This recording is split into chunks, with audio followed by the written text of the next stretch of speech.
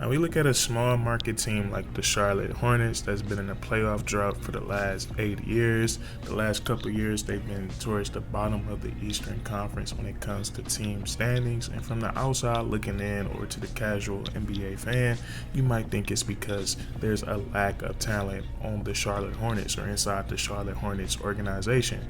And I'm here to let you guys know that that is not the case. At least for the last couple of years, it has not been the case. The biggest issue for the Charlotte Hornets, I would say over the last 2 or 3 years, really since they drafted LaMelo Ball, their biggest issue has not been the talent that they've drafted and the talent that they've acquired, but it's been the health of the best players on their team. And we know LaMelo Ball over the last couple of years, he hasn't been able to be healthy for the Charlotte Hornets and stay on the court for the majority of the games. You had but you had Miles Bridges going through the off the court trouble. So just not having your best guys available. Last year, Mark Williams, who I think is really good, he wasn't available, with the also LaMelo Ball being out. So just a lot of health issues for the Charlotte Hornets. And LaMelo Ball, I don't think people realize how good he is. And if you just sit down and watch the Charlotte Hornets, now me personally, I like to bet a lot,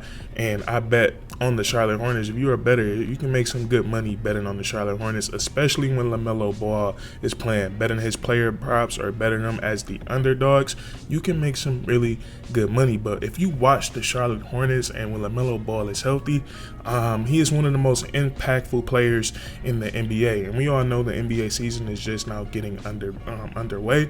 And I make videos all the time in the summer. I talked about the Pistons and I talked about the Houston Rockets a lot. And whenever I talk about the Pistons, I'm talking about the teams at the bottom of the East that we could potentially be better than and get a spot in that play-in tournament. And repeatedly, I kept saying a team that you do not want to sleep on is the Charlotte Hornets, because this team has so much young talent, and if these guys can be healthy, they can cause a lot of problems in the Eastern Conference. And the biggest reason for that is LaMelo Ball. Now, and they had their season opener on the road against the Houston Rockets, another team I talk about a lot on the channel who is extremely talented.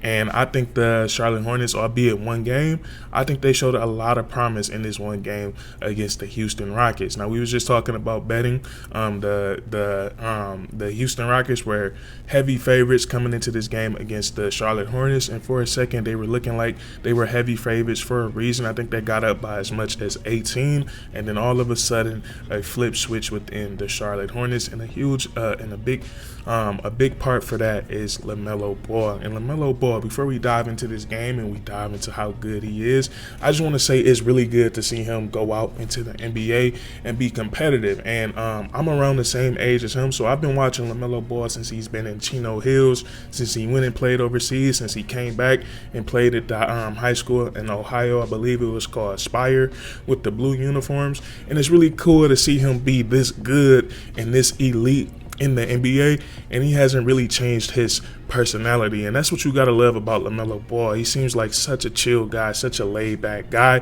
but when you watch him out on that basketball court and you watch the Charlotte Hornets, he is ultra competitive. And I'll never forget the play, I believe this was last year, and he was playing against another really good point guard. I want to say it was Tyrese Halliburton, and the Pacers had a chance to win the game, and LaMelo Ball, he locked him up and he got a stop, and I don't ever think Tyrese Halliburton could get a shot up, and he was super hype about that. So little stuff like that matters, and it shows us and it shows me how much of a competitor that LaMelo Ball is. But to see him in high school, the way that he carried himself, and me and my little brother were just talking about this. There were some games in high school where he was going to opposing teams' gyms and he wasn't even dressing up for shooting around. He was sitting around just playing on his phone before the games because it was that much easy for him. And it seems like he's carried that same joyfulness over to the NBA, the same creativity that we saw from LaMelo Ball when he played in high school, when he played overseas, the same creativity now that we've seen then, we're seeing now, and I think that's what makes him so special. The way that he played, and you see some of this inside his brother Lonzo Ball as well, but their ability to play make and make the others around them so much better, it really is a beautiful thing because we don't see too many traditional point guards like this no more. I think LaMelo Ball, he's a perfect blend of that traditional point guard and also that the new wave of point guards, because he also has the ability to go out and drop 30 points, drop 40 points, and knock down 5 or 6 3-pointers. So he is a blend of he's blended with the old school point guard and the new school point guard so well. But looking at his playmaking ability, I think it makes him so special. And I think the Charlotte Hornets have just done such a great job of getting the right weapons around him, because when you got a player like LaMelo Ball who loves to pass the ball, he loves to pass the ball and make his teammates better, you have to get the right weapons around him. And when we look at the Charlotte Hornets, we look at some of their acquisitions through the draft, some of their acquisitions through free agency, through trade.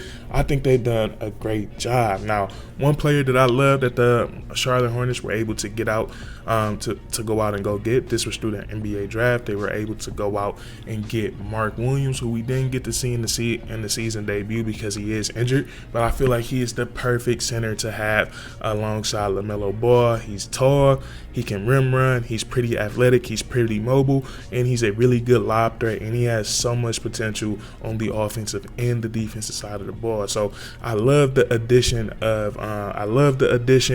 of Mark Williams. I think once he gets healthy, once he can stay on the court consistently, I think him and LaMelo Ball, they can do a lot of damage in that two-man game. And the next acquisitions I want to look at is the wings that they have on this team. Now, they've had Miles Bridges for quite some time now. He's still very young as far as the NBA goes, and he has a lot of good basketball to play ahead of him. But Mikal Bridges, he's a power forward / small forward. The Charlotte Hornets, they run him at the 4 for majority of the time.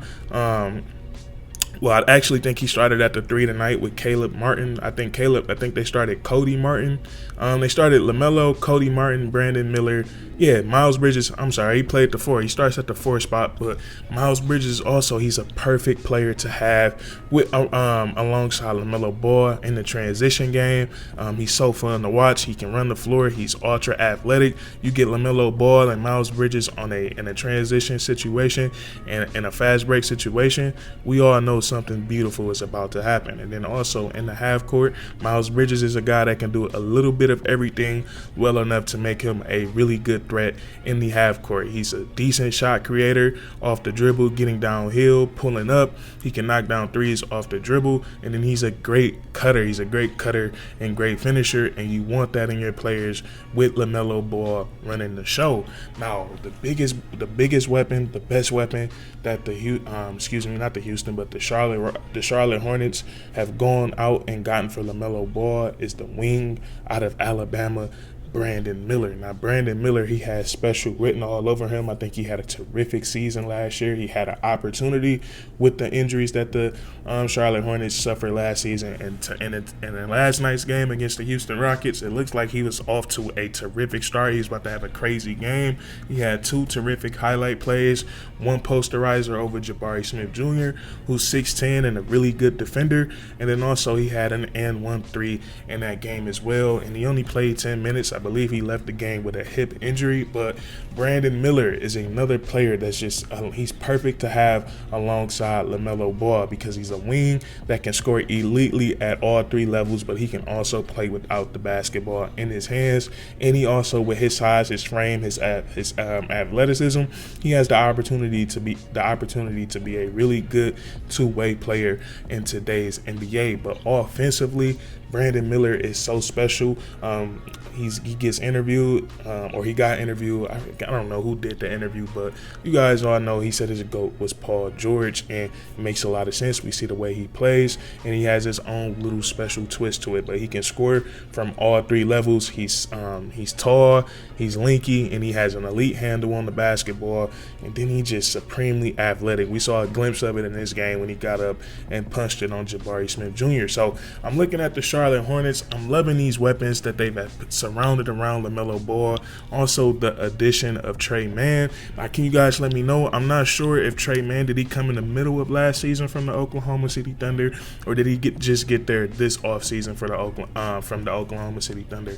Let me know down in the comment section. But Trey Mann, a terrific pickup for a young team like this. He was an explosive scorer in OKC, but with Shai Gilgeous-Alexander, they also drafted Cason Wallace. They had Isaiah Joe.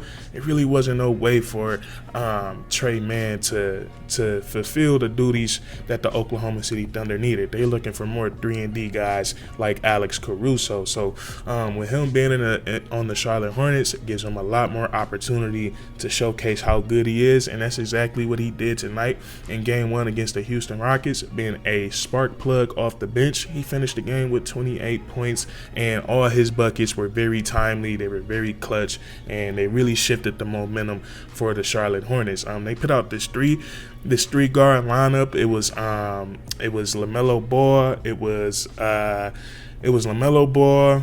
It was LaMelo Ball, Trey Mann, and the foreign point guard, I cannot remember his name, but they were doing such a great job of putting pressure on the Houston Rockets, and they generated some really good looks on the offensive side of the ball. So with all of this being said, I think the biggest question mark or the biggest obstacle for I keep saying the Houston Rockets, for the Charlotte Hornets, is the health of LaMelo Ball. I think if they can keep him healthy, the impact that he brings with his ability to play make, his ability to make the game fun for his teammates, and his ability to score the basketball, they're going to give a lot of teams some trouble with those young legs being able to score the basketball. But that's what I want to talk about with you guys today. If you enjoyed, please leave a like, comment down below if you agree or disagree, and then subscribe for more weekly content. We do this all the time, man, and that's curtains.